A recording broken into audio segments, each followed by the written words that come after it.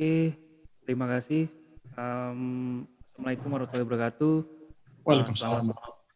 selamat pagi, sore, malam untuk Sobat Aero, karena kita nggak tahu Pak nanti ini tayangnya kapan dan dimanapun bisa menyaksikan ini nantinya. Ya dimanapun berada ya. Selamat menjalankan ibadah puasa yang menjalankan dan salam sehat selalu. Pada kesempatan kali ini Aerotalk akan membahas tentang perjalanan N219 dan cerita menarik di terowongan angin di Indonesian Low Speed Wind Tunnel di BBT 3 BPT. Nah kali ini kita kedatangan tamu dari Pak Agus Hariwibowo sebagai Kepala Program Pesawat Transport Nasional ya. Terima kasih Pak Agus atas kesempatan waktunya yang ingin berbagi. Lalu Pak Yanto Daryanto nih sebagai Praikasa Utama ya atau Spesialis Engineer di BBT 3 khususnya di bidang aerodinamika. Mungkin saya izin menyampaikan sedikit narasi singkat terkait N219. Pengembangan pesawat N219 ini merupakan program nasional yang melibatkan peran beberapa kementerian, lembaga, dan BUMN. Tujuannya untuk menciptakan pesawat udara jarak menengah dalam rangka membangun konektivitas dan mobilisasi daerah-daerah terluar, terpencil, dan tertinggal, serta mempertahankan penguasaan teknologi kedirgantaraan itu sendiri.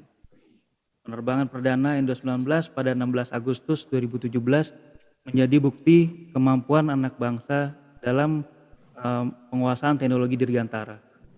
APAN, PTDI, BPT, serta stakeholder terkait tidak membangun N19 ini secara instan, namun didukung oleh banyak pembelajaran ya, dari awal SC212, N235, N250, sampai sebelumnya malah ada eksperimental transport yang diberi nama XT400 ya.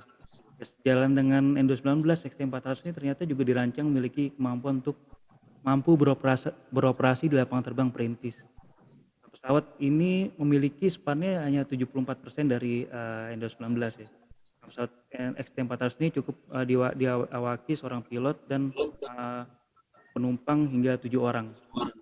Perjalanan panjang pengembangan dari ST400 itu di tahun 1977 sampai N219 merupakan kisah yang menarik untuk dikaji ya, khususnya di sumber daya manusia, fasilitas dan produksi, serta keberterimaannya di pesawat tersebut di pasar domestik, regional maupun internasional. Nah, sekali lagi selamat untuk Pak Agus Hariwibowo dan tim di N19, mungkin Pak Yanto juga. Akhir tahun 2020 Pak ya, sudah dapat sertifikat tipe atau type certificate dari Kementerian Perhubungan Republik Indonesia. Nah ini sebelum dapat TC ini tentu saja banyak sekali pengujian yang dilakukan ya. Khususnya di sini kita akan membahas pengujian di terowongan angin, di mana menggunakan skala, jadi pesawatnya itu diperkecil 1:6,3 kalinya ya di terowongan angin. Ini beberapa pengujian yang dilakukan di sini untuk mengetahui gaya-gaya, momen, dan sifat-sifat aerodinamika hingga didapatkan data yang komprehensif ya, diharapkan dapat memenuhi desain requirement dan objektifnya. Oke, mungkin untuk lebih jelasnya lagi, kita langsung saja. Yang pertama mungkin saya yang bertanya kepada Pak Hariwibowo. Pak, pertama bagaimana Pak pengembangan sumber daya manusia dan fasilitas di Lapan sejak perancangan XT400 sampai berhasil Pak dapat type certificate di N19 ini Pak. Silakan Pak Hariwibowo. Ya, terima kasih. Assalamualaikum warahmatullahi wabarakatuh. Terima kasih Mas Andri. Jadi memang Lapan itu dulu didirikan oleh 3 orang pionir ya. Ada Pak Salatun, Pak Wiweko, dan Pak Nurtanio. Bertiga itu sahabat di TNI Angkatan Udara. Pak Nurtanio senang dengan pesawat bersama Pak Wiweko, sedangkan Pak Salatun itu senang dengan roket. Akhirnya pada tahun 63 berdiri Lapan. Waktu itu Pak Nurtanio sebagai kepala Lapan pertama. Nah, jadi di Lapan sendiri dari awal berdiri ada 2 tugas besar, yaitu membangun pesawat terbang dan mengembangkan roket. Waktu itu Pak Salatun membangun roket bekerja sama dengan Jepang, yaitu roket Kartika, dan ada ITB juga waktu itu. walaupun sebelumnya ada UGM yang menerbangkan beberapa roket kecil untuk eksperimen. Dari sinilah mulanya LAPAN itu berdiri. Pada tahun 76 hingga 78 kita ada proyek namanya SAICON. Di situ dibangun pesawat XT-400 yang tadinya memang untuk penerbangan perintis dengan satu pilot, dengan penumpang yang tidak terlalu banyak. Kita bangun waktu itu sampai dengan prototype wood, jadi masih prototipe kayu di Rumpin. Di situ dibangun, waktu itu ada Pak Profesor Diran dari ITB dan Profesor Wiranto yang membangun open wind tunnel. Sampai hari ini masih ada dan berfungsi. Walaupun open wind tunnel, tapi itu waktu itu merupakan wind tunnel tercanggih hingga dibangunnya Indonesian Low Speed Wind Tunnel di Puspitek. Namun pada tahun 78 itu Pak Habibie datang ke Indonesia dan berkunjung ke LAPAN dan mengatakan bahwa Pak Habibie membawa misi untuk membangun industri pesawat terbang Nusantara. Waktu itu sudah ada Lipnur di Bandung, kemudian beliau berubah menjadi IPTN, dan kemudian proyek di LAPAN untuk sementara ditangguhkan, dan LAPAN diminta untuk fokus kepada roket-roket kecil dan kemudian untuk energi terbarukan, yaitu kincir angin. Lumayan juga 33 tahun LAPAN vakum dari penerbangan. Pada tahun 10 atau 15 tahun yang lalu, waktu banyak kejadian kecelakaan pesawat, ada Adam Air, kemudian pesawat yang jatuh di Indonesia, DPR mempertanyakan fungsi LAPAN sebagai lembaga penerbangan yang tidak sama sekali terlibat dalam proses penyelidikan di KNKT. Waktu itu Kepala LAPAN sulit menjawab, akhirnya berinisiasi untuk membangun lagi kompetensi penerbangan di LAPAN. Sehingga pada tahun 2008 saya ditugaskan oleh Kepala LAPAN untuk mencoba apa proyek yang paling akhir yang LAPAN bisa involve di dalam proyek itu. Dan memang kami menemukan ada proyek N219 yang waktu itu BPPT dan PTDI sudah mengerjakannya, yaitu uji model di wind tunnel di Puspitek. Namun terkendala dengan pembiayaan, sehingga data-data yang ada di LAGG waktu itu masih tertahan, belum disampaikan ke PTDI karena masalah biaya. Sehingga kami LAPAN berinisiasi untuk membangun pusat teknologi penerbangan yang akhirnya disetujui berdiri di tahun 2011. Dari situ sebenarnya kami merubah dari pusat teknologi terapan yang awalnya hanya mengembangkan energi baru terbarukan, yaitu kincir angin maupun roket-roket kecil, kita memasuki tahap baru, kembali ke kompetensi awal, yaitu pusat teknologi penerbangan. Sebagai awal proyek kami dipercaya oleh pemerintah melalui Kementerian Keuangan dan Bappenas untuk melit program pengembangan pesawat transport nasional. Di tahun 2012 lah kami memunculkan roadmap, mungkin sudah banyak beredar di internet, ada N219, N245, dan N270. Walaupun sekarang sudah ada transformasi, yaitu N219 amfibi dan R80, karena itu muncul di belakangan. Nah, disitulah kami waktu itu meminta bantuan ke FTMD penerbangan untuk memberikan lecture singkat. Setiap dosen 1 atau 2 hari datang ke kantor kami untuk mengajari tentang apa itu penerbangan dari A sampai Z, dari aerodynamic, structure, flight, dynamic, semua diajarkan satu persatu kepada seluruh karyawan kami. Jadi karyawan kami yang engineer, yang background-nya bermacam-macam, yang awalnya akhirnya kami putuskan belajar penerbangan. Kemudian kami juga terjun langsung dalam proyek N219, baik itu testing di awal di LAG maupun tes-tes di PTDI, mulai dari scratch, dari kertas kosong, kita lakukan CDR, PDR, di PTDI melibatkan 38 staf kami yang magang di PTDI. Barangkali itu awal dari 8 terlibat di program ini. Silakan, Mas. Menarik sekali Pak Agus, terima kasih. Wah ternyata panjang juga Pak perjalanannya sampai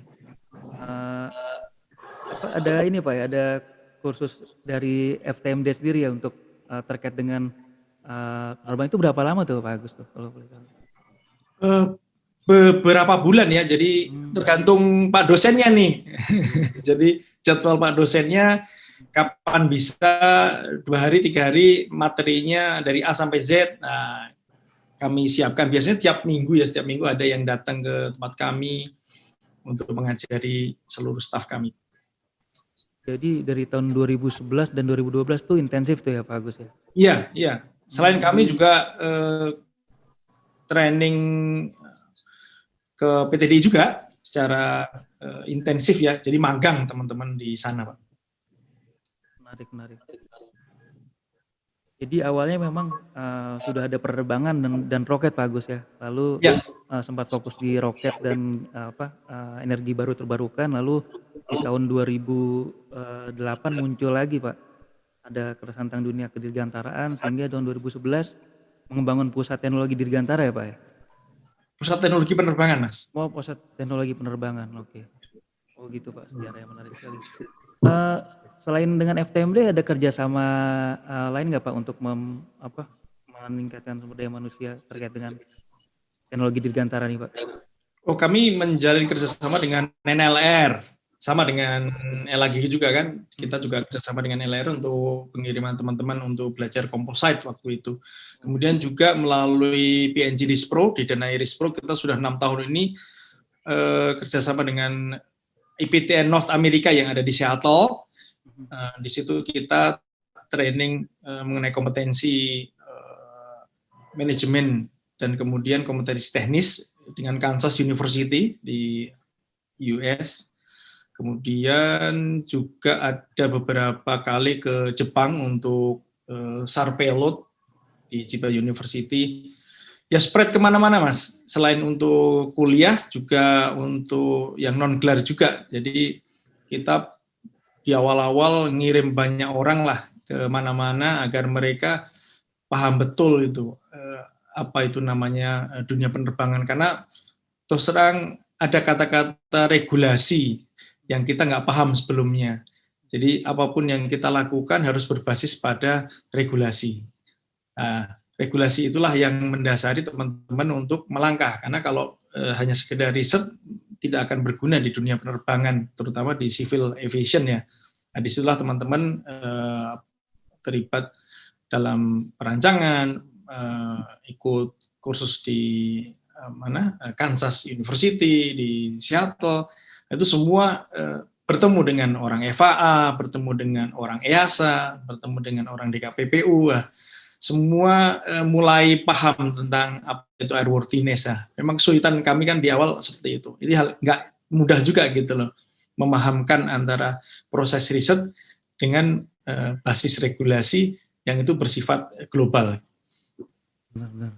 Menarik Pak. Jadi kompleks ya Pak. Dari struktur, dari composite sampai manajemennya, sampai regulasi terkait dengan compliance terhadap standar-standar yang ada ya Pak ya. Jadi kompleks Pak, teman-teman di 8 ini sudah menyerap ilmunya alhamdulillah. Mungkin ini Pak, kita ke pesawat N219 itu sendiri Pak.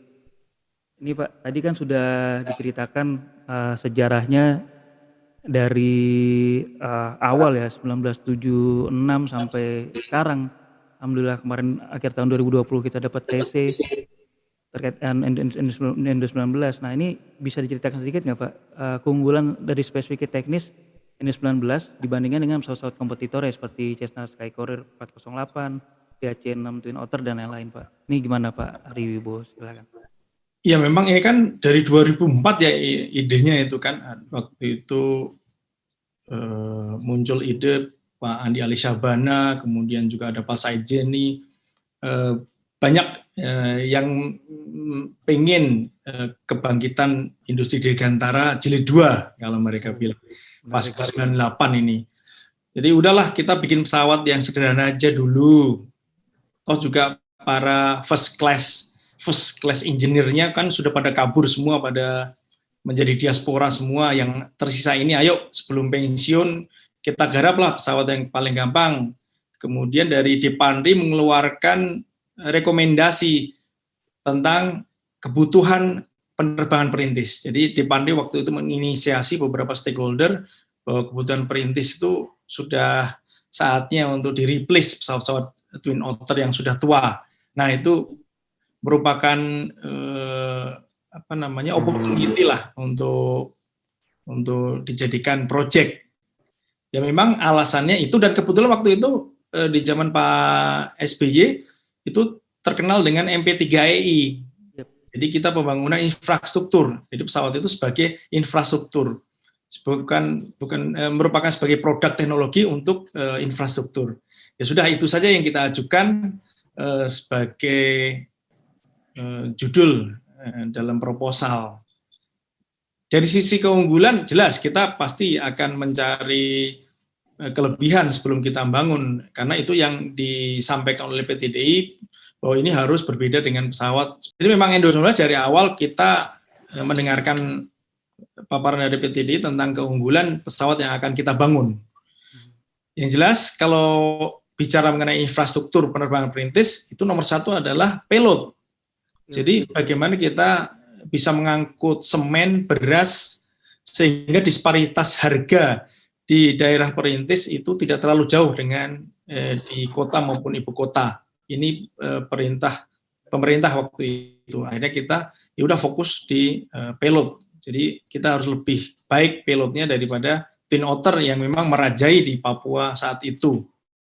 Kemudian juga jarak jangkau. Ini juga karena di sana kan harus multi hub.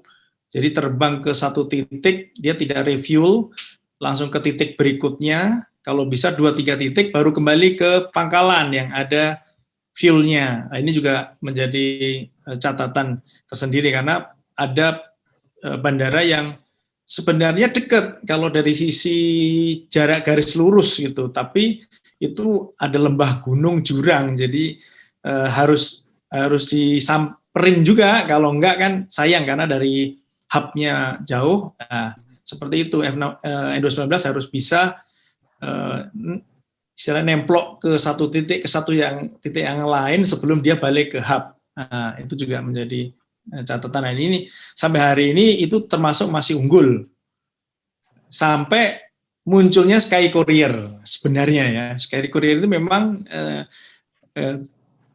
menjadi kompetitor yang paling dekat dengan kita. Nah, yang terakhir adalah price tentunya.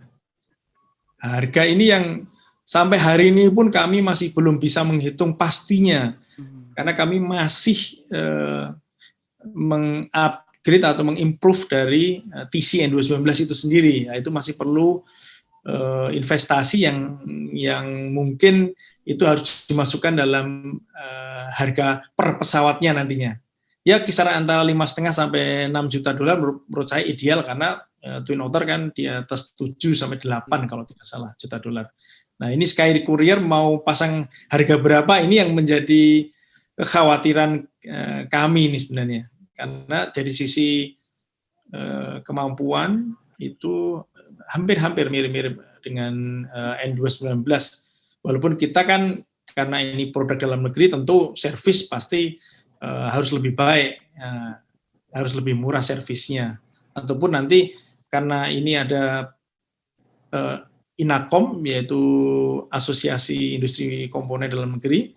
Nah, ini bisa masuk produk komponen N219 secara lokal apa enggak. Kalau bisa tentu itu akan bisa menurunkan harga N219 itu Mas.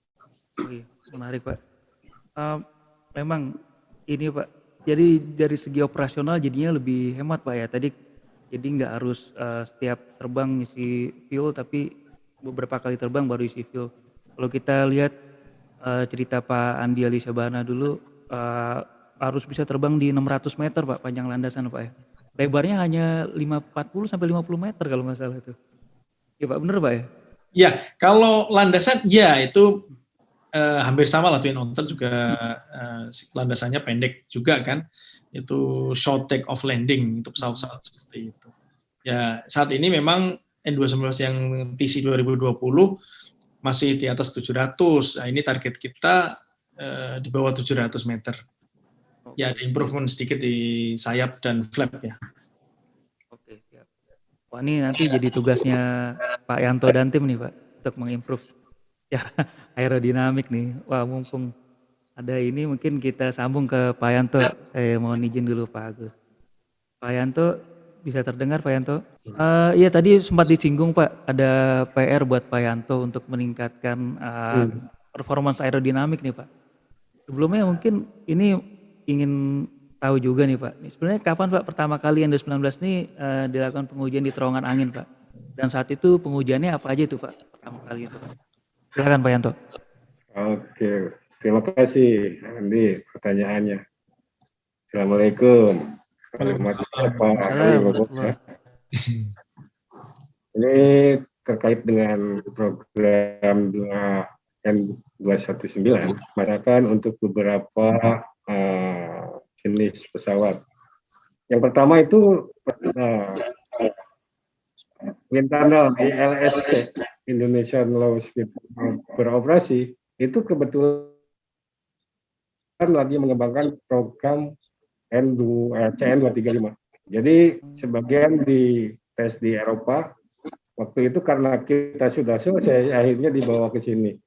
Itu tahun 1987-an. Masuk lagi, penggunaan wind tunnel itu tahun 1990 dengan program baru yaitu program N250 gitu. Itu berlaku dan berlangsung sampai tahun 1995. Ya. Jadi beberapa wind tunnel, beberapa pesawat itu sudah menggunakan wind tunnel ILSP. Nah di tahun 2006 BPPT sudah mengalokasikan anggaran DIPA ya waktu itu, DIP katanya, untuk studi atau kajian berkaitan dengan pesawat ringan. Ya. Dalam hal ini adalah N219 yang berbasis terhadap kakaknya katanya, CN212 gitu. Nah, di sini ada beberapa kajian berkaitan dengan itu pada tahun 2006 dengan skala yang sudah disampaikan seperti oleh Adi tadi. Skala 16,3 gitu. Itu di tahun 2009. Kita di tahun itu kita melakukan pengujian memang BPPT, tapi lebih cenderung untuk ke basicnya dulu. Tapi di dalam polar yang kita lakukan di situ, itu sebanyak kurang lebih 132 polar, itu untuk pengukuran masalah kinerja dan stability gitu ya. Itu berjalan dan data-data itu sebetulnya udah dikonsultasikan dengan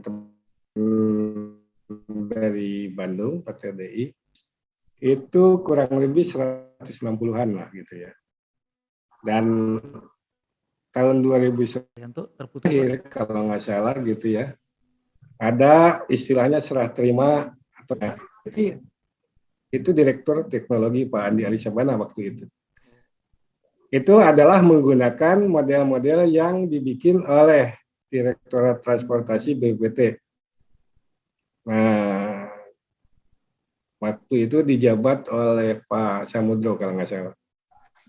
Nah, semenjak yang seperti disampaikan Pak Aribowo tadi, 8 mendapatkan kado ulang tahun di 60 ya dengan undang-undang penerbangannya. Di situ ada sedikit pembicaraan di lingkungan Kementerian Ristek gitu ya. Di mana ada pembagian tugas antara BPT dan 8 untuk mengembangkan bagian aeronautik tersebut gitu.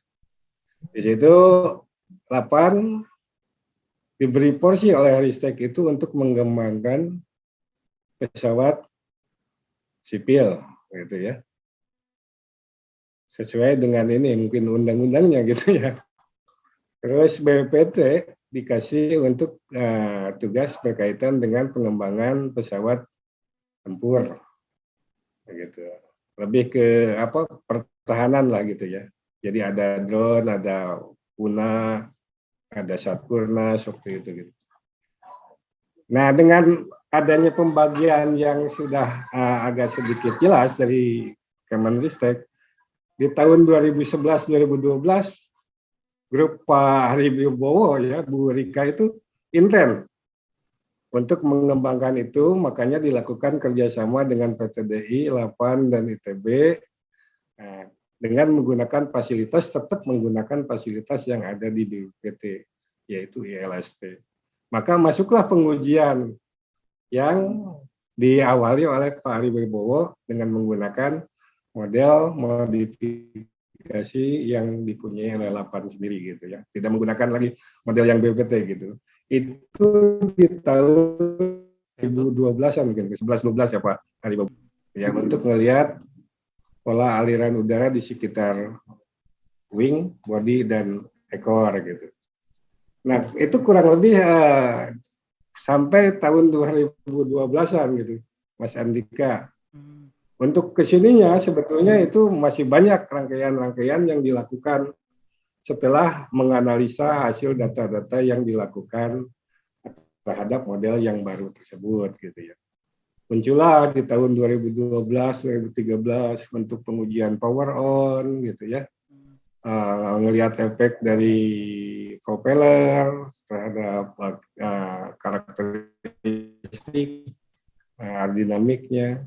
Dan di tahun 2016 kalau nggak salah gitu, ada juga pengujian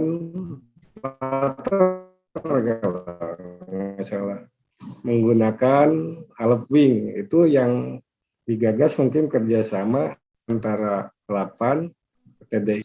Saya rasa itu dulu mungkin Pak Andika. Jadi awalnya tahun 2006 Pak ya? Itu sudah dibahas di DIPA-nya BPT gitu. Tapi pengujiannya 2009 kalau nggak salah. 2009 ya? Oh, Iya. berarti sudah ratusan polar Pak ya? 130 gitu ya awalnya.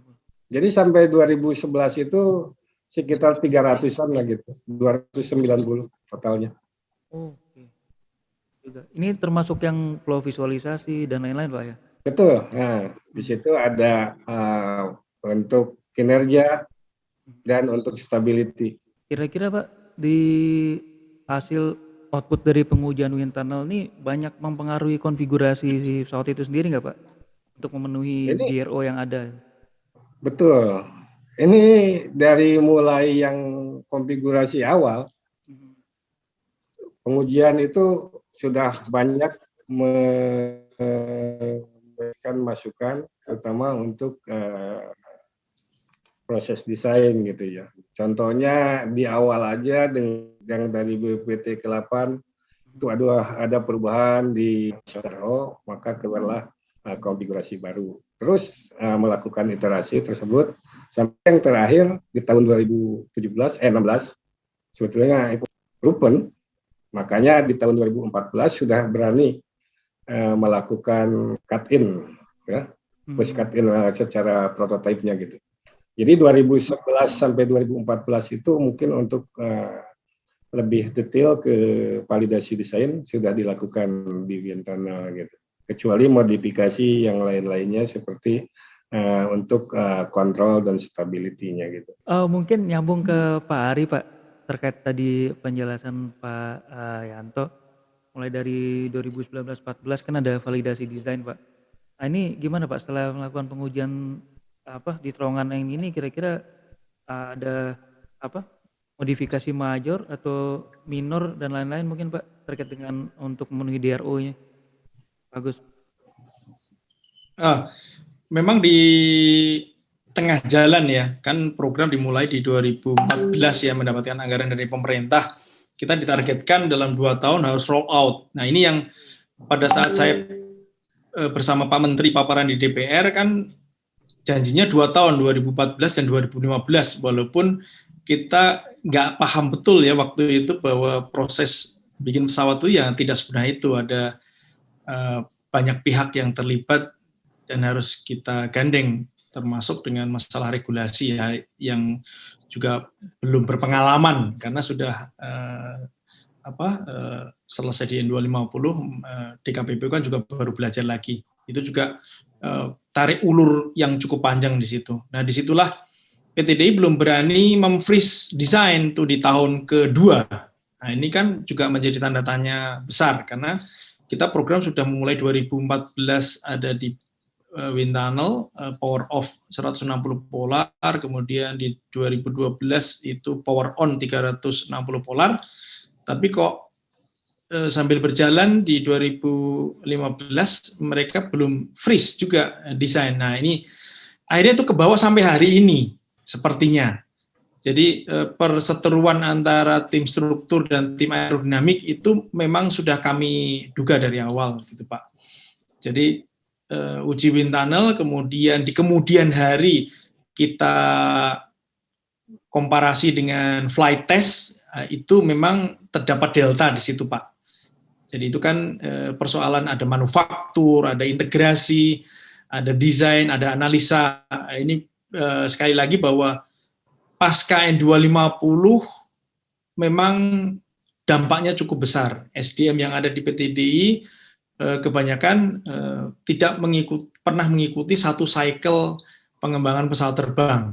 Nah ini yang kita juga tadinya mau menggandeng technical assistant waktu zaman Pak Habibie kan dulu menggandeng 400 orang dari Airbus, dari MBB. Kalau kali ini kan kita mencoba skenario itu, tapi ternyata tidak diperbolehkan oleh pemerintah. Jadi fully harus teman-teman sendiri, ya baik itu kita gandeng teman-teman ITB, dosen-dosen, kemudian juga institusi BPPT, LAPAN, dan PTDI. Sudah dengan tangan kita sendiri kita bisa bangun nggak? Ya tambah kurang lah, ada hal-hal yang tidak bisa kita ungkap di sini terkait dengan performa N219. Yang jelas kita berusaha untuk memenuhi DRNO dari awal, yaitu 7.030 kg, kemudian landing distance di bawah 700 meter. Kalau untuk VSTOL dan kemudian VMC itu kan nanti berimbas kalau pesawat ini kita modifikasi menjadi pesawat N219 amfibi. Jadi sebenarnya masalah itu muncul begitu kita menjalankan program N219 amfibi. Karena untuk pesawat N219 amfibi butuh requirement yang lebih dari basic aircraft-nya N219. Nah itu disitulah mulai muncul waktu itu kita kurang ini, kurang itu. Tapi menurut saya itu langkah yang bagus, keterbukaan di antara engineer yang ada itu menurut saya langkah yang bagus. Jadi teman-teman aerodinamika yang tadinya bertentangan dengan tim struktur akhirnya bisa berkolaborasi bahwa kita bangun ini dengan tujuan yang sama, tidak masalah ego sektoral. Kadang-kadang kan kita pengen waktu itu kenapa sekarang ditanya kenapa nggak waktu itu kita half tail atau T-tail, enggak waktu itu begini begitu seperti itu muncul sekarang gitu loh ya. Tapi saya sebagai kepala program selalu menengahi di situ. Udah kalaupun waktunya masih bisa masuk setahun 2 tahun rubah nggak apa-apa. Toh juga ini kan pesawat TC-nya PD1 dan PD2 biasalah kalau di dunia penerbangan kan TC itu tidak mesti harus sama dengan DRNO. Nanti setelah amandemen TC sekian baru itu menjadi produk series. Gitu. Ya sudah saya klarifikasi juga ke teman-teman di Boeing bahwa enggak Pak, 787 juga baru ke 120 amandemen TC baru yang sekarang terbang. Jadi amandemen TC terus, begitu ditemukan masalah, amandemen, temukan masalah, amandemen. Terakhir kan ada masalah baterai yang terlalu panas, terbakar. Nah, seperti itulah sama dengan yang kita hadapi saat ini. Gitu. Menarik Pak, menarik. Jadi memang benar-benar kebangkitan Dirgantara jilid 2 Pak ya. Kita mulai lagi Pak ya. Benar-benar keren sekali nih. Memang Pak kerasa banget Pak waktu pas ya tadi dibilang ego sektoral ya. Jadi apa teman-teman struktur pengennya ya strukturnya Steve dan lain-lain, teman-teman Aero pengennya ya tadi masalah detail, mid-tail sama low-tail kan mungkin itu jadi perdebatan antar sektoral. Yang menarik sih menurut saya untuk dikaji secara keilmuan aeronautics ya. Mungkin Pak Agus ini sebagai jalan menengahi semuanya ya. Sebagai chief engineer ini. Udah jangan ini. Menarik nih Pak Agus. Oke. Iya Pak, mungkin ini bergerak ke setelah tadi secara teknis ya, kita bergerak ke potensial customer nih Pak. Untuk domestik, regional atau mungkin internasional udah ini Pak. Udah ada Pak. Pada saat kita ngembangin N219 kan memang selalu DPR bertanya, kementerian stakeholder semua bertanya, ini marketnya ada nggak, marketnya ada. Sebenarnya bingung juga kan, yang jalan market dulu atau pesawatnya dulu. Kita masih belum pede bikin pesawat. Tapi marketing sebenarnya jalan. Seperti Pak Indra yang ada di Amerika, Seattle, Pak Indra Gautama, itu sudah roadshow sampai ke Meksiko. Bahkan mengajak tim DGCA ke Meksiko, membangun bilateral agreement. Meksiko pengen katanya pesawat itu dibangun di sana. Tapi dipersyaratkan oleh PT. Jadi 100 untuk market Amerika Latin. Ternyata Kolombia juga, Chili juga pengen. Ya guyonnya waktu itu, untuk ngangkut apa ini Pak kalau di gunung-gunung Pak? Tanda petik kan. Tapi ya udahlah kita bicara mengenai laku. Dari sisi itu saja cukup lumayan lah peminatan mereka. Bahkan mereka kita kirimi juga mock-up N219, mereka senang. Tapi sekali lagi Pak Indra selalu pegang kepala, ini kapan jadinya pesawatnya Pak Ari ya? Jadi marketingnya jalan, tapi pesawatnya belum jadi-jadi kan, bingung juga gitu loh. Terus kemudian juga kami, 8 di kantor pusat kami, kedatangan tamu dari Laos, kedatangan tamu dari Nigeria, mereka juga berminat. Nigeria bahkan pengen, ya sudah, kami yang menjadi host untuk Afrika. Terus Pak Kepala PAN bilang, ya 100, kalau mau beli 100 maka kita siapkan line produksinya. Turki, KAI, mendekati tahun lalu. Jadi sebenarnya pangsa di luar negeri itu cukup banyak. Tapi sekali lagi bahwa PTDI belum pede. Karena mereka yakin ada baby sickness di pesawat ini. Wah jangan dulu deh Pak, kalau dijual ke luar negeri. Untuk pasar dalam negeri dulu lah, nanti kita kan tahu penyakitnya di mana ini pesawat nih sebelum kita kirim ke customer di luar negeri. Nah itulah yang sekarang menjadi konsentrasi. Luar biasanya waktu kemarin TC dicanangkan oleh Pak Kemenhub, itu Pak Kemenhub langsung ngomong, saya pembeli pertama. Karena Pak Kemenhub kan dapat laporan dari tim teknis di bawahnya, dari DKPPU, Pak ini pesawat masih belum sip. Udah beli aja dulu. Nah, bisa jadi seperti itu. Jadi hebat, itulah semangat merah putihnya Pak Menteri Perhubungan ya. Sudah balik kalibrasi Kemenhub yang beli pertama. Bahkan dia janji juga bahwa customer pertama untuk N219 amfibi adalah Kemenhub. Nah, ini untuk apa? Untuk sebagai bisa nggak PTDI memenuhi tenggat waktu yang dipersyaratkan dengan kualitas yang dijanjikan. Nah, karena Kementerian Perhubungan di bawahnya ada DKPPU. Nah, teman-teman di KPPU istilahnya diperintahkan oleh Pak Menteri untuk mengawal produk tersebut sebagai regulator dan sebagai pemesan kan. Ya. Jadi sekali jalan PTDI ya harus kerja keras untuk bisa memenuhi tenggat waktu yang dipersyaratkan dan kemudian DRNO atau yang lebih improve dari TC yaitu 7.030 kilo MTW-nya di 2022 delivery. Nah, ini yang menjadi catatan. Kemudian Aceh juga sudah menyatakan berminat untuk membeli 4. Kemudian Travira itu juga berminat juga. Sebenarnya tinggal penyerahan pertama ke customer itu akan menjadi tombak Momentum. bersejarah. Kalau TC kemarin banyak yang bilang, oh TC biasa lah, TC kan seremoni. Realnya ngangkut penumpang kapan? Karena biasanya kan customer-customer pertama itu kan nyanyi, oh ini pesawat ini bagus, ini pesawat ini jelek. Lah ini yang kami khawatir banget ini. Saya sebagai kepala program juga sangat khawatir, walaupun program sudah di-close di 2019, tapi testimoni dari airline inilah yang real. Istilahnya kalau netizen itu kan kejam.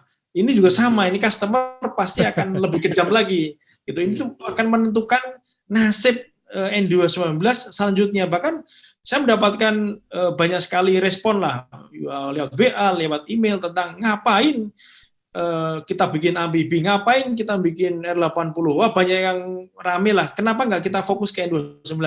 Ini menjadi tantangan juga bagi kami, walaupun program sudah mendapatkan TC, tapi ternyata pemerintah nggak bisa ninggalin gitu aja PTDI. Ternyata kami harus mengawal. Bahkan dalam bulan-bulan terakhir ini, kalau kami rapat trilateral, ada 8 yang biasa saya wakili, kemudian ada Kementerian Perhubungan, DKPPU, dan PTDI. Kalau rapat itu nuansa emosionalnya tinggi. Jadi benar-benar emosi tingkat tinggi, sampai ada walk out karena darah tinggi naik.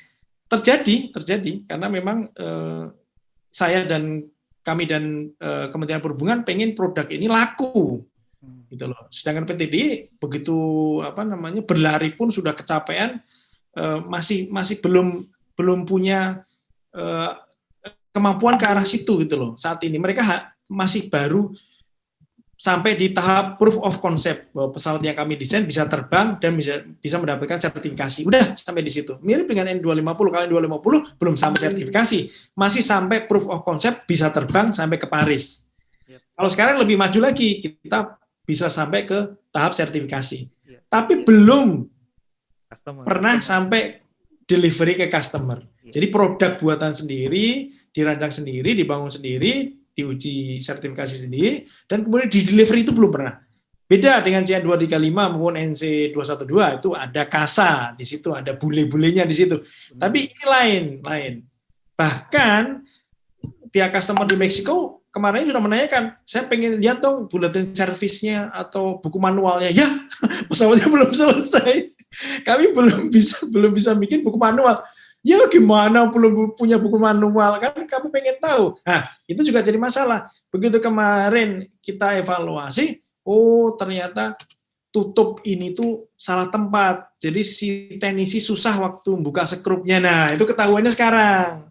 Nah, ini berarti harus digeser lubangnya, palkanya misalkan gitu loh, untuk dia replacement sesuatu komponen. Nah, ini kan tidak terpikir sampai sejauh itu waktu itu, tapi begitu sekarang sudah ada customer yang mulai masuk ya, nanya-nanya, baru sekarang muncul banyak masalah seperti halnya itulah beberapa titik tentang maintainability, kalau istilahnya orang-orang PTD bilang, wah dulu mungkin masih 70% nggak kita pikirkan, sekarang kita harus pikirkan.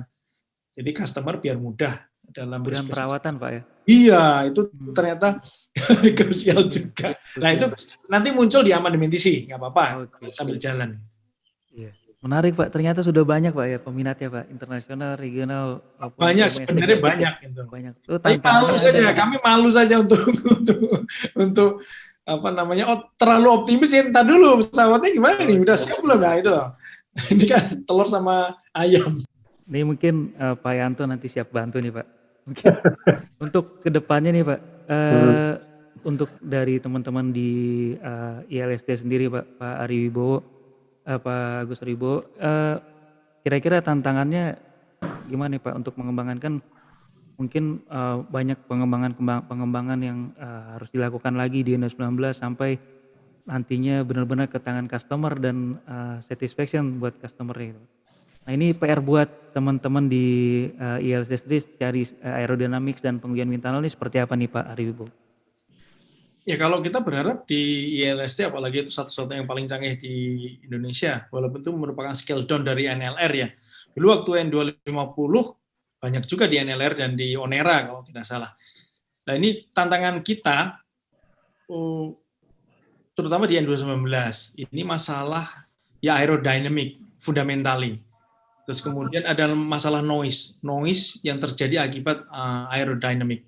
Ini kan sulit ya mungkin ditemukan di wind tunnel, tapi paling tidak akurasi daripada model, kemudian kualitas aliran yang ada di wind tunnel ini mohon tetap dijaga sempurna, karena sekali lagi bahwa kita pengen mengurangi banyak uji terbang, Pak. Kemudian pada saat kita uji terbang, kita menemukan sesuatu, kita harus replace dengan komponen, kemudian kita uji terbang. Sekali uji terbang sangat mahal, Pak. Kita membutuhkan test pilot, membutuhkan tim yang cukup banyak hingga 40 orang, dan juga kita sewa lapangan terbang juga cukup mahal. Jadi kalau bisa paling tidak itu diselesaikan di wind tunnel lebih awal. Jadi semua temuan-temuan yang akan terjadi itu ditemukan di wind tunnel. Mungkin perubahan flap, kemudian efek propeller terhadap ekor ya, ini yang cukup dominan juga. Kita pernah terjadi vibrasi di ekor karena mungkin karena propeller juga, hampir juga ada accident di situ. Jadi kami berharap banget lah hasil uji di LST ini paling tidak 80% lah bisa menggambarkan tentang desain dari N219 ini sudah sempurna. Nanti tinggal 20%-nya kita komparasi dengan flight test. Jadi kalau seandainya kami harus flight test lebih banyak lagi, tentu pasti akan membengkakkan biaya, dan kemudian juga mengganti komponen kan juga nggak mudah juga, karena harus conformity oleh DKPPU, dan itu juga wah itu kita molor berapa tahun memang akibat dari itu. Oke. Gimana nih, mungkin terima kasih Pak Riwo. Gimana Pak Yanto untuk menjawab tantangan ini Pak? Tadi ada beberapa catatan, crossing model, kualitas aliran tadi harus jaga ya. Ternyata ada masalah noise, nanti bisa dibantu mungkin Pak Yanto. Sama memang Pak tadi mengurangi uji terbang Pak. Saya tanya ada rekan di test pilot engineer juga. Memang wind tunnel ini diharapkan bisa mengurangi biaya uji terbang itu, karena tadi biaya uji terbang sangat mahal sekali Pak ya. Kalau bisa case-case itu bisa ditemukan di wind tunnel itu sendiri sebelum kita melakukan uji terbang. Gimana Pak Yanto? Silakan Pak Yanto. Baik, terima kasih. Betul apa yang disampaikan oleh Pak Ari dan apa yang disampaikan juga oleh Mas Andi ya. Jadi wind tunnel itu sebetulnya jembatan antara teoretik ya, numerik, dengan flight test gitu. Nah ini kalau ngelihat cost-nya memang tinggi sekali kalau langsung di flight test, kalau ada perubahan-perubahan. Nah cuman gini, kita untuk mendapatkan data yang valid gitu ya, biasanya banyak faktor yang mempengaruhi Pak Arya. Yang pertama mungkin dilihat dari model, ya.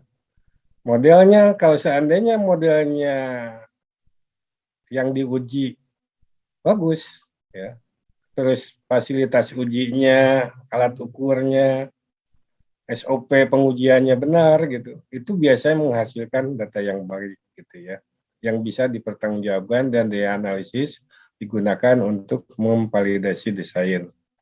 Tapi kalau seandainya kualitas model yang diuji tidak bagus gitu ya kondisinya, sebagus apapun wind tunnelnya, alat ukurnya, itu akan menghasilkan data yang kurang bagus. Efeknya terhadap analisis di pada saat memvalidasi desain rancangan tersebut. Jadi apapun yang kita harapkan mungkin harus saling mendukung untuk mendapatkan data yang terbaik, data yang bisa digunakan untuk mengevaluasi kegiatan-kegiatan pengembangan, dalam hal ini adalah pesawat N219. Karena kalau ngelihat dari pengujian yang dilakukan di wind tunnel, itu sudah hampir 2000 polar, Pak. Ya. 2000 polar itu cukup banyak. Apalagi kita untuk pesawat istilahnya yang sudah ada acuannya atau database-nya gitu ya. Tapi sebetulnya kalau yang ini versinya agak-agak terus improvement gitu ya. Kalau saya ngelihat di sini gitu ya, ngemonitor dari Wintano itu, untuk pengembangan 2N219 tahap yang itu memerlukan wind tunnel itu kurang lebih 1.700-an gitu Pak. Karena yang kesininya adalah untuk pengembangan ke versi amfibi. Versi amfibi aja di tahun 2018, 2020, 2021 itu udah hampir sampai mungkin 400 polaran gitu ya. Itu ya. Jadi kalau ngelihat dari jam wind tunnel, saya rasa sebetulnya harus sudah mendapatkan untuk pesawat kelas N219 gitu, udah harus mendapatkan desain yang proven, yang siap untuk diproduksi. Apalagi sekarang sertifikat untuk diproduksinya udah keluar gitu Pak. Saya rasa, tapi dari pihak kami sebagai tim penguji validasi desain, khususnya dari wind tunnel, pengujian wind tunnel, kami siap untuk membantu program nasional tersebut. Demikian mungkin Andi. Oke, terima kasih Pak Yanto. Mungkin jadi kerja bareng nih Pak Agus Aribo dan Pak Yanto. Untuk depannya tadi ada beberapa masalah fundamental ya Pak, aerodinamik. Tadi juga mungkin kalau tadi masalah noise mungkin kita harus menguji dinamik mungkin nanti Pak ya. Terkait dengan noise itu saya juga penasaran terkait dengan noise. Mungkin nanti ada penelitian lebih lanjut terkait dengan noise tadi. Mungkin buat menutup nih Pak Agus Aribo, kedepannya seperti apa Pak N219 Pak? Ya kalau untuk N219 secara program kita sudah close di 2019, tapi kami juga akan mengawal sampai ke customer pertama. Terus kemudian kami pengen testimoni dari customer seperti apa produk buatan anak bangsa ini. Semoga testimoni pertama ini cukup bagus, itu akan mengeskalate ya. Kami dengan mudah kan untuk melanjutkan program ke next, misalkan N2545 maupun N270. Tentunya pemerintah akan puas kalau sampai produk yang dihasilkan itu adalah produk yang certified dan memuaskan customer, ya gitu ya. Benar, terima kasih banyak Pak Agus Aribo, waktunya Pak Yanto Daryanto atas sharingnya, semoga bisa menambah wawasan ya rekan-rekan di masyarakat, terutama yang terkait dengan yang cinta Dirgantara ya, yang ingin tahu banyak terkait dunia Dirgantara ini sendiri. Dari awal sudah banyak sekali terkait dengan sejarah tadi 8 dari XT400 sampai pengembangan sampai N219 dapat TC, dan kita masih ya punya PR bersama nih Pak. Kita mau lihat tanggapan customer gimana terkait dengan hasil keringat anak bangsa ini yang tadi saya suka tuh kata-katanya kebangkitan Dirgantara jilid 2 nih. Seperti ini Pak. Ya mungkin nanti insya Allah dengan kerja bareng ini kita bisa menghasilkan yang terbaik Pak. Terima kasih waktunya Pak Aribo, Pak Yanto Daryanto. Terima kasih waktunya atas sharingnya. Kita jumpa lagi di lain kesempatan ya Pak. Pak Agus, Ya, Pak Yanto. Terima kasih Pak. Terima kasih. Assalamualaikum. Terima kasih Pak Andika, Pak Yanto. Ya, selamat berbuka. Sama-sama Pak Aribo. Ya. Assalamualaikum. Waalaikumsalam warahmatullahi wabarakatuh.